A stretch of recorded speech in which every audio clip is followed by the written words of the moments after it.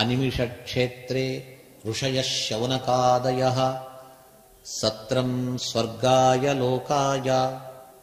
అనిమిష క్షేత్రమైన, అనిమిష అంటే దేవతలు, దేవతల క్షేత్రమంట నైమిషారణ్యం. ఏమి దేవతల క్షేత్రం అంటే? ఇక్కడ వచ్చిన వాళ్ళందరూ దేవతలు అంటే కాదు. ఇప్పుడు దేవతలు ఇక్కడ ఉన్నారా అంటే ఉన్నారు, అంతర్ధానంగా ఉన్నారు. ఎందుకంటే మనం వచ్చినాం కాబట్టి. మన కంటికి కనిపించకూడదని వారు మమ్మల్ని చూస్తున్నారు, మేము వారిని చూడటం లేదు. ఉన్నారు, ఇప్పటికీ ఉన్నారు. ఇది దేవక్షేత్రం అని ఎందుకు ఉంటున్నారంటే, పైలోక నుంచి వచ్చిన తర్వాత వాళ్ళు ఎక్కడికి వస్తారు? కొన్ని చోట్లకే వస్తారు. ఏరోప్లేన్ ఉంది, మన కారు ఆటో వల్ల ఎక్కడంటే అక్కడ వస్తుంది. అది దానికి ఒక స్థలం ఉంది. లేదా హెలికాప్టర్ ఉంది. ఏరోప్లేన్ కంటే హెలికాప్టర్ ఇంకా కొద్దిగా కొన్ని చోట్ల పెట్టవచ్చు. ఆ హెలికాప్టర్ కూడా ఎక్కడంటే అక్కడ కాదు, కొన్ని చోట్ల దిగుతుంది. దాన్ని హెలిప్యాడ్ అంటారు కదా. హెలిప్యాడ్ వలె ఈ నైమిషారణ్యము దేవతలకు హెలిప్యాడ్. ఇది దేవతలు పైనుంచి దిగాలంటే ఎక్కడికి వస్తారంటే ఈ క్షేత్రానికి వచ్చి ఇక్కడే దిగుతారట. మనం ఇప్పుడేం కూర్చున్నాము, ఈ స్థలంలో దేవతలు ఒకప్పుడు దిగారు. ఇక్కడ వారిని చూడడానికి అసంఖ్యాక ఋషి మునులందరూ ఇక్కడ ఉన్నారు. అందుకే ఈ క్షేత్రానికి ఇంత గొప్పదనం. నైమిషే అనిమిష క్షేత్రే ఋషయః శౌనకాదయః. దేవతాభూమి, దేవభూమి అయినటువంటి ఈ నైమిషారణ్యము ఋషులకు నిలయమట, వేదములకు నిలయము, గోవులకు నిలయం, యజ్ఞములకు ఆవాస భూమి. ఎన్ని యజ్ఞములు జరిగిందో ఈ స్థలములో, దేవతలు దిగే స్థలమట. అందుకే ఋషులు మునులందరూ కూడా ఇక్కడ చేరుకున్నారు. 88,000 సంఖ్య, గొప్ప సంఖ్యలో ఋషులు ఇక్కడ వాసం చేశారు. ఇప్పుడు పాపులేషన్ ఎంత ఉండవచ్చు? 25,000-30,000 ఉండవచ్చు. ఆ రోజుల్లో 88,000 ఋషులు అట. ఆ ఋషులకు గురువు ఎవరు అంటే శౌనక మహర్షి. ఆ శౌనక మహర్షి ప్రతినిత్యము ఇచ్చటి ఋషులకు తత్వోపదేశం చేసేవారు. వారి నిత్య కృత్యమేమి? బ్రాహ్మీ ముహూర్తములో 3:30కు లేచేవాడు, గోమతిలో స్నానం చేసేవాడు, వచ్చి నిత్య కర్మానుష్ఠానము, జప తపములు, సూర్యుడు ఉదయిస్తున్నాడు అనేటప్పటికీ అగ్నిహోత్రములు అంత వెలిగించి ఆహుతి ఇచ్చి, ఆ సూర్యుడు కాస్త పైకి వచ్చేటప్పటికే ఋషులందరూ ఒక్క చోట చేరేవారు. వారికి ఉండడానికి కట్టిన బిల్డింగులు కానీ, కప్పుకోవడానికి రగ్గు, ఇవి ఏదీ లేదు, అలాగే ఉండేవారు. సూర్యుడు ఉదయించి కాస్త సూర్యబింబం పైకి వస్తుంది అనేటప్పటికే చాలా మంది ఋషులందరూ ఒక్క చోట చేరేవారు. శౌనక మహర్షి ఆ వేదిక పైన వచ్చి కూర్చునేవారు. పైకొచ్చే సూర్యబింబమే ఇంకొక అతని ముఖము, శౌనక మహర్షి యొక్క మహాజ్ఞాని అయిన అతని ముఖము సూర్యమండలం వలె వెలిగిపోయేదట. అపర సూర్యుడా అనిపించేవారు శౌనక మహర్షి. అతడు చేసే తత్వోపదేశములు ఆ ఋషులందరూ వినేవారు. వారు 1000 సంవత్సరముల కాలము ఈ క్షేత్రములో ఉండాలా అని సంకల్పించారు. ఇలా ఉన్నప్పుడు ఒక సందర్భములో జరిగినటువంటి ఆఖ్యానాన్ని చెప్తారు. త ఏకదాతు మునయః ప్రాతర్హుతహుతాశనాః సత్కృతం సూతమాసీనం ప్రప్రచ్చురిదమాదృతాః. ఒకానొక రోజు యథాప్రకారంగా నిత్య కర్మానుష్ఠానాలు ఋషులందరూ తీర్చుకున్నారు. ప్రాతకాలపు అగ్నిహోత్రాది కర్మలంతా కూడా ముగించారు. ఇక ఆ శౌనక మహర్షి నుంచి తత్వజ్ఞానం బయటికి రావాలా. ఆ సందర్భంలోనే అచ్చట మరొక వ్యక్తి వచ్చి కూర్చున్నారట. అతడు నిత్య కర్మానుష్ఠానాన్ని ముగించుకొని తాను ఒక వేదిక పైన వచ్చి కూర్చున్నాడు. ఆ వ్యక్తి ఎవరు? సూత మహర్షి. సూత మహర్షి యొక్క ఆగమనాన్ని భాగవతం ఈ విధంగా తెలుపుతుంది. ఇంతవరకు ఒకటైతే సూత మహర్షి ఆగమనము తర్వాత కథనే వేరే అయిపోయింది. సూత మహర్షి ఏ రోజైతే వచ్చారో ఆ రోజు అతన్ని చూచి శౌనకుడే మొదలైన ప్రతి ఒక్కరూ అతన్ని దగ్గరికి వెళ్ళి ప్రార్థిస్తారు. వారి ప్రార్థన ప్రశ్నలు అడుగుతారు. ఆ ప్రశ్నలకు ఉత్తరం చెప్పేది సూతాచార్యులు, సూత మహర్షులు, సూత పురాణికులు, అనేక నామాలతో పిలుస్తున్నారు. సూత పురాణికులు అంటారు, సూతాచార్యులు అంటారు, సూత మహర్షులు అంటారు. వీరి ప్రశ్నకు ఆ సూతాచార్యుల ఉత్తరమే శ్రీమద్ భాగవతము. ఇది ఎందుకు చెప్పారంటే భాగవతం ఏ విధంగా వచ్చింది, ఎక్కడో గంగ పర్వతం పైన పుడితే అది సముద్రం వరకు ఎలా వ్యాపించింది అంటే దానికి ఒక మార్గం ఉంది కదా. ఈ భాగవతానికి ఒక మార్గం ఉంది. వ్యాస మహర్షుల రచన అయితే ప్రసారం ఏ విధంగా జరిగింది అనడానికి సూత శౌనకులే దీనికి ఒక మార్గదర్శకులు అని చెప్పడానికి ఈ ఆఖ్యానాన్ని చెప్తున్నారు. ఇంకొక విషయం ఇచ్చట, అంతవరకు తెలియనటువంటి భాగవత గ్రంథ వైశిష్ట్యాన్ని సూత పురాణకులు వచ్చిన తర్వాత తెలిసింది.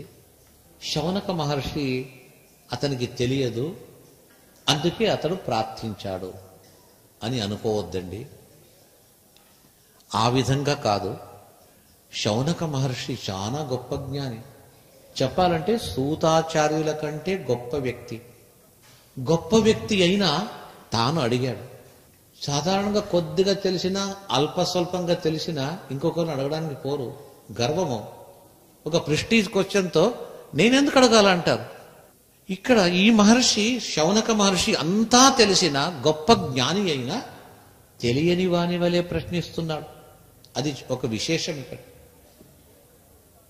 కారణమేమిటంటే భగవంతుని సంబంధించిన విషయములను తనకు తెలిసిన ఇంకొకళ్ళ ద్వారా చెప్పు అని చెప్పేసి అడిగేది ప్రాచీనుల సాంప్రదాయం. తెలియక కాదు అడిగేది, తెలిసి అడుగుతారు. నేను తెలుసుకున్నదే అతడు చెప్తాడు. ఎవరు చెప్పినా ఏమి విషయం అనుకో ఒకటే కదా. కాస్త విస్తారంగా చెప్పేదాంట్లో జ్ఞానులు చెప్పడానికి సాధారణంగా కూడా చెప్పడానికి వ్యత్యాసం ఉంది. అది వేరే. సాధారణంగా కథా భాగం ఒకటే కదా. అది ఎవరి కథ? భగవంతుని కథ. భగవంతుని కథ శ్రీకృష్ణుడు మథురలో అవతరించాడు, గోకులానికి వెళ్ళాడు, తర్వాత బృందావనానికి వెళ్ళాడు, తర్వాత ద్వారకకు వెళతాడు, ద్వారకలో పట్టణాన్ని నిర్మించాడు, కంసుని సంహరించాడు. ఈ కథ ఎవరు చెప్పినా అంతే కదా. వేరేవాడు చెప్తే కృష్ణుడు అయోధ్యలో జన్మించాడని ఎవరిని చెప్తారా? ఏ చిన్నవాడు స్వల్పంగా తెలుసుకున్నవాడైనా ఎక్కువ తెలుసుకున్నవాడైనా కృష్ణుడు మథురలో జన్మించాడు, అవతరించాడు. కథాతత్వం ఒకటే కదా. ఎవరు చెప్పినా భగవంతుని కథ వింటామని మహానుభావులు చిన్నవాళ్ళు చెప్పినా వింటా. ఇంకా ముఖ్యంగా చెప్పాలన్నట్టయితే శౌనక మహర్షికి తెలుసు, సూత మహర్షికి తెలుసు. ఇద్దరూ తెలుసు అని చెప్పేసి ఈ విషయం అడగకుండా అలాగే కూర్చొన్నట్టయితే మనమందరం ఇక్కడ కలిసేవాళ్ళమే కాదు, ఎవరు ఇక్కడ వచ్చేవాళ్లే కాదు. రాబోవు యుగములో కాలములో ప్రతి ఒక్కరూ తెలుసుకోవాలని చెప్పేసి తెలిసిన విషయములే అయినప్పటికీ శౌనక మహర్షి మనలాంటి వారి కొరకు తెలియని వాని వలె ప్రశ్నించి సూతాచార్యుల ముఖము నుంచి రాబట్టి విషయాన్ని బయటికి తీసుకొచ్చారు. ఇది మహానుభావుల ప్రవర్తన. సూత మహర్షిని ప్రార్థిస్తారు.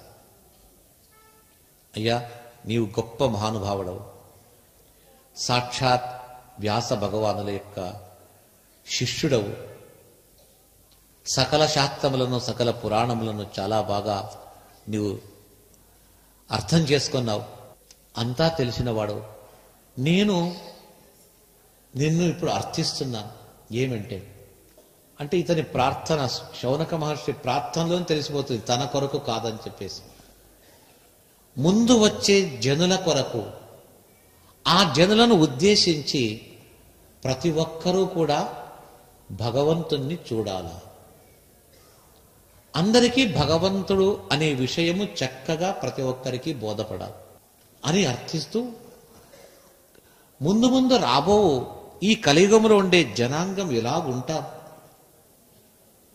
వారిని ఉద్దేశించి మా ప్రశ్నలకు సరి అయిన సమాధానాన్ని చెప్పండి. ఈ విషయం ఎందుకు ఇలా చెప్తున్నాడు అంటే, శౌనక మహర్షి గొప్ప వ్యక్తి. ఆ గొప్ప వ్యక్తి అడిగేటప్పటికీ అతని స్టాండర్డ్ ఏముంటుందో, అతని బుద్ధి దాన్ని అనుసరించి చెప్తే అతి కఠినమైన గ్రంథం అయిపోతే ఎవ్వరూ అర్థం చేసుకో. ఇప్పుడు వేదములు ఉంది, ఋగ్వేదం, యజుర్వేదం, చదువుకున్న పండితులు ఉంటారు. వేదము చదువుకున్న ప్రతి ఒక్కరికి వేదం యొక్క అర్థం తెలుస్తుందని కాదు. వేదము చదివి ఉంటారు, సంపూర్ణ ఋగ్వేదం 12 ఏళ్ళు చదువుతారు, పూర్తిగా కంఠపాఠం బైహార్ట్ చేస్తారు, చెప్తారు. కాకపోతే వేదములో ఉండే అర్థాన్ని చెప్పలేరు. ఎందుకంటే అతని జీవనము, ఆయుష్ అంతా కూడా అన్ని సంవత్సరాలు వేదాన్ని కంఠపాఠం చేయడానికే పెట్టుకున్నాడు. అర్థం తెలుసుకునే ప్రయత్నము, సమయం లేదు. వేదము చదవచ్చు గాని వేదార్థము తెలుసుకోవడము కష్టం. అది దానికి మళ్ళా ప్రత్యేకంగా చదవాలి. అందుకే వేదములు చాలా శ్రేష్టములైన ఆ అర్థాన్ని తెలియలేకపోతున్నారు. తెలుసు, కొందరికి తెలుసు, లేదని కాదు. ఇప్పుడు చెప్పబోయే భాగవత కథ కూడా శౌనక మహర్షి ఇవంతా ఉపోద్ఘాతం చెప్పకపోతే, సూత మహర్షి చెప్పిన భాగవత గ్రంథము వేదము వలె కఠినాతి కఠినంగా ఉండేది. అలా కఠినం కాకూడదు, సరళ భాషలో బయటికి రావాలి. అందుకే ఇటువంటి వారిని దృష్టిలో ఉంచుకొని నా ప్రశ్నలకు సమాధానము చెప్పండి అని శౌనక మహర్షి ప్రార్థిస్తున్నాడు. ఎలాంటి వారిని అంటే ఇక్కడ చెప్తున్నారు, ప్రాయేణ అల్పాయుషో మర్త్యాః కలావస్మిన్ యుగే జనాః మందాః సుమందమతయః మందభాగ్యాః ఉపధృతాః. ఈ కలియుగంలో సర్వసాధారణంగా మనుష్యులు అల్పాయుష్యులు. అల్పాయుష్ అంటే అర్థమేమి? తక్కువ ఆయుష్. ఇప్పుడు ఎవరైనా 80 సంవత్సరాలు బతికితే ఏమంటాం? గొప్ప ఆయుష్ అండి, 80 సంవత్సరాలు బతికారు, అది గొప్ప ఆయుష్. అది కాదు. కలియుగంలో ఆయుష్ ఎంత తెలుసా? 100 అంటారు, తప్పు. 100 కాదు, 120 సంవత్సరాలు. 9 గ్రహముల దశ ఒక్కసారి కంప్లీట్ అయితే 120 సంవత్సరాలు. 100 పైన 20 సంవత్సరములు కలియుగంలో ఆయుష్. అంత బతకడం లేదు, వేరే విచారం. మన ఆచార ఆహార విహారములతో ఆయుష్ను కోల్పోతున్నాం అనుకోండి. ఇప్పుడు తినే ఆహారము, ఇప్పటి వాతావరణము, ఆరోగ్యవంతుడు కూడా అనారోగ్యవంతుడు అయిపోతాడు. ఆయుష్ పరిమితి ఎంత కలియుగానికి విధించింది? 120 సంవత్సరాలు. వాడు 80 సంవత్సరాలు బతికితే అబ్బా గొప్ప అని మనం అంటాము. అయితే అది అల్పాయుష్యే. 120లో 80 ఎంత? 40 తక్కువ కదా. ఎవడైనా మీకు 100 రూపాయలు ఇచ్చే చోట 80 రూపాయలు ఇస్తే ఏమంటారు? ఏమయ్యా తక్కువ ఇచ్చినాము అంటారు. 20 రూపాయలకి తక్కువ అయితే 120 సంవత్సరాలు బతికే వారికి 80 సంవత్సరాలు బతికితే అది మళ్ళీ తక్కువ ఎందుకు కాదు? 40 సంవత్సరాలు తక్కువైపోయింది. కొందరు 70, కొందరు 60. ఇది లెక్క పెడితే ప్రాయేణ అల్పాయుషో మర్త్యాః. అప్పుడే డిక్లేర్ చేసేశారు శౌనక మహర్షి. ముందు రాబోయే జనులందరూ కూడా సాధారణంగా అందరూ ఇన్నే సంవత్సరాలు బతుకుతారు, ఎక్కువ కాలం ఉండరు. దానికి పైన ఇంకా అదే కాకుండా వాళ్ళ మేధాశక్తి కూడా తక్కువే అయిపోయి ఉంటుంది. అందులో 4 రకాల వాళ్ళు ఉన్నారు. మందాః సుమందమతయః మందభాగ్యాః ఉపధృతాః. మంద అంటే చాలా సోమరితనముతో కూడినవారు. మనిషికి పెద్ద రోగం అంటే హార్ట్ పేషెంట్ పెద్ద రోగం కాదు, షుగర్ కూడా కాదు, క్యాన్సర్ అంటారు, అది కూడా తక్కువ అని చెప్పవచ్చు. మనిషిని పీడించే రోగం ఏది అంటే సోమరితనం.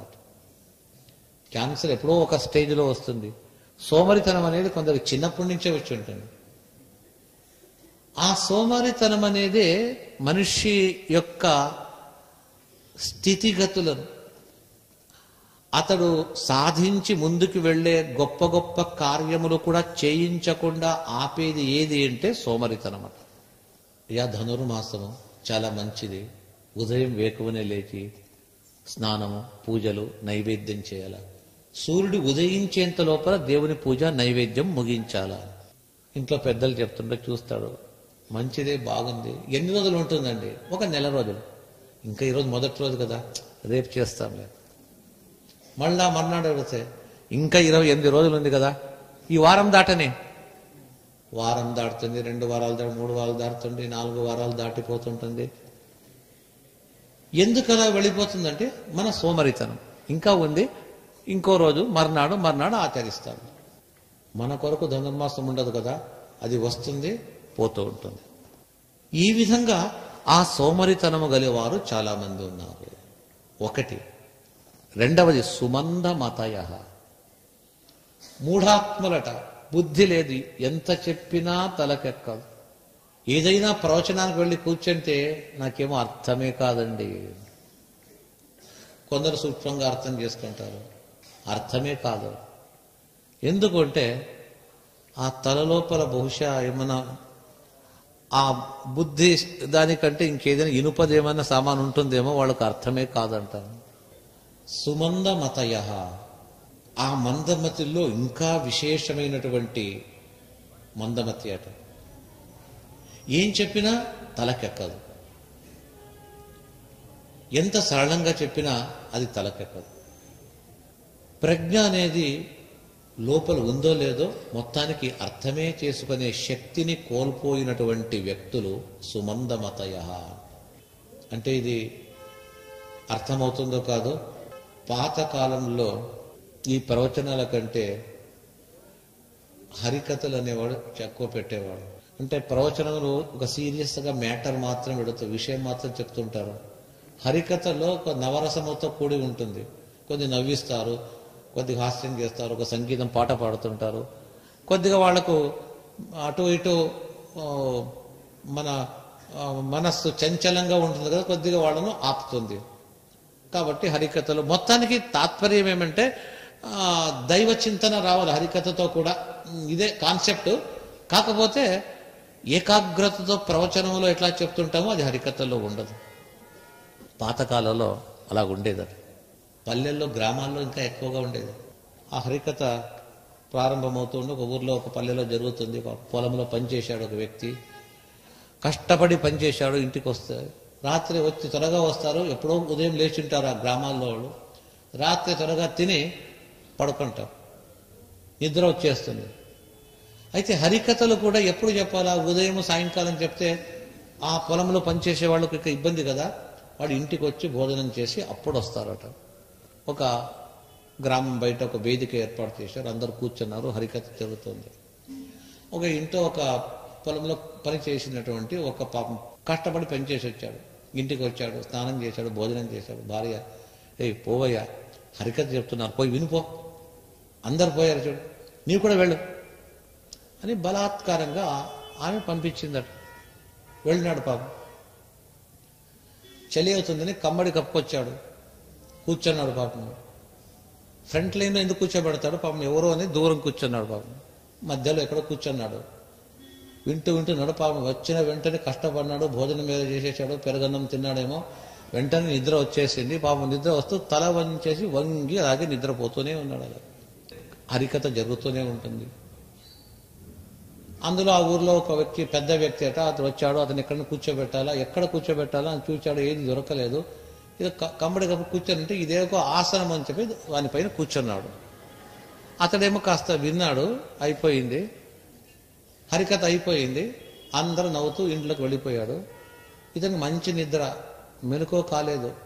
ఎవరో చెప్పాడు, అయిపోయింది, మళ్ళీ రేపు ఈరోజు వెళ్ళిపో, ఇంటికి వెళ్ళిపోన్నారట. వచ్చాడు, ఇంటికి వచ్చి మిగతా నిద్ర ఏం బ్యాలెన్స్ ఉండేదో ఇంటికి వచ్చి నిద్రపోయాడు. పొద్దున్న లేచిన తర్వాత భార్య అడుగుతుంది, ఏమయ్యా హరికథ వినొచ్చావు కదా, రామాయణం హరికథ అంట, ఎట్లుంది? ఏమో నాకేం జ్ఞాపకం రాలేదు. ఆలోచించి ఉంటే ఆలోచన జ్ఞాపకం వచ్చింది, కొద్దిగా భారం ఉండింది రామాయణం, బరువు ఎక్కువ ఉండిందంట. రామాయణం ఏమి బరువు ఏమైనట్టయితే పాపం అతనికి ఫిజికలీ బరువు మాత్రం చూచాడు, పాపం పైన ఎవరో కూర్చున్నాడు కదా, ఆ భారం మాత్రం ఉంది. ఈ విధంగా మందమతయ అన్నట్టయితే వారికి ఇక్కడ ఉండే విషయం పైన కాన్సన్ట్రేట్ లేకుండా బాహ్య ప్రపంచంలో వచ్చే విషయాలను మాత్రం గ్రహిస్తూ బౌద్ధికంగా ఆలోచన చేసే ఒక శక్తిని కోల్పోయినటువంటి వ్యక్తులు చాలా మంది ఉంటారని సుమందమతయ అనే ఒక పదాన్ని ఇక్కడ వ్యాస భగవానులు చెప్తున్నారు. మందాహ సుమంద, మొదటి వారు సోమరిపోతలట, రెండో వాడు వానికి బుద్ధిహీనుడు. మందభాగ్యాహ మూడవ. మందభాగ్యులు అంటే ఐశ్వర్యము లేనివారు అని కొందరు చెప్తారు. వాస్తవంగా అర్థం దానికి మందభాగ్యులు అంటే ఎక్కువ పుణ్యము చేయని వారు. ఎందుకంటే పుణ్యం చేసిన వారికి వేరే మరుజన్మలో కూడా వారికి ఏమవుతుందంటైతే ఆ పుణ్య ప్రభావము చేత అంత మంచిది తనంతట తానే లభిస్తూ పోతుందట. పుణ్యం తక్కువైనప్పుడు వారికి మంచిది కావాలని కోరిక ఉన్నా అది ప్రాప్తం కాదు, అది అదృష్టం లేదు అని మనం అంటాం. మన వాడుక భాషలో అదృష్టం అంటాం. అంటే పుణ్యము తక్కువైనప్పుడు అదృష్టం అనేది కూడా పోతుంది. ఆ పుణ్యం పర్సెంటేజ్ తక్కువైపోయి ఉంటుంది. అని మందభాగ్యాహ. భాగ్యం అంటే లౌకిక సంపద మాత్రమే కాదు, మన పుణ్యమే గొప్ప భాగ్యము. మనం అంటాం భాగ్యం అంటే కరెన్సీ మాత్రమే భాగ్యం కాదు. ఎంత బంగారు ఉంది, ఎంత వజ్రములు ఉంది, ఎంత కరెన్సీ నోట్లు ఉంది, ఇవి మాత్రమే కాకుండా మనము జన్మాంతరములో సంపాదించిన పుణ్యం ఏదైతే ఉంటుందో అది గొప్ప భాగ్యమే. Sun life multi speciality hospital ప్రజలకు నిరంతర వైద్య సేవలు అందిస్తున్న hospital. Diabetology, stem cell physician లో ఇండియాలోనే మొదటి డాక్టర్ గా పేరుగాంచిన డాక్టర్ విజయ్ భాస్కర్ గారు అత్యాధునిక విజ్ఞాన పరిజ్ఞానంతో అంతర్జాతీయ ప్రమాణాలతో సామాన్యులకు సైతం అందుబాటులోకి తెచ్చారు Sun life multi speciality hospital ను. అనుభవజ్ఞులైన వైద్యులతో అన్ని రకాల వైద్య సేవలు, ఆపరేషన్స్, సర్జికల్ ఎమర్జెన్సీలు, ప్లాస్టిక్ సర్జరీలు, చికిత్స అందించనున్నారు. 24 గంటలు అందుబాటులో ఫార్మసీ మరియు అంబులెన్స్ సౌకర్యం కలదు. సంప్రదించండి Sun life multi speciality hospital, Dhammaiguda. Contact number 8121678234, 9700971100.